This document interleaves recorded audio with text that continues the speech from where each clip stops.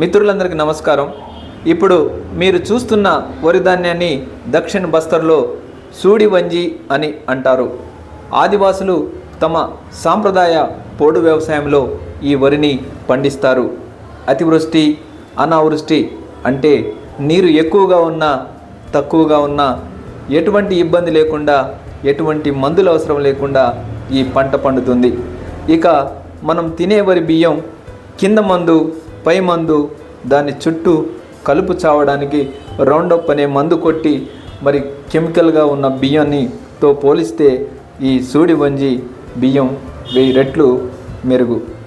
సహజ సిద్ధంగా మందంటే ఏమిటో తెలియని ఈ సూడి వంజికి ఒక లైక్ చేసి మీ అభిప్రాయాన్ని తెలపగలరు.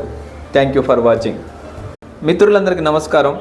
ఇప్పుడు మీరు చూస్తున్న వరి ధాన్యాన్ని దక్షిణ బస్తర్లో సూడి వంజి అని అంటారు. ఆదివాసులు తమ సాంప్రదాయ పోడు వ్యవసాయంలో ఈ వరిని పండిస్తారు.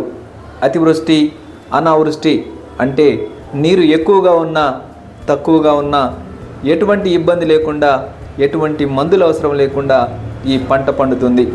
ఇక మనం తినే వరి బియ్యం కింద మందు పై మందు దాని చుట్టూ కలుపు చావడానికి రౌండప్ అనే మందు కొట్టి మరి కెమికల్గా ఉన్న బియ్యాన్నితో పోలిస్తే ఈ సూడి వంజి బియ్యం 1000 రెట్లు మెరుగు.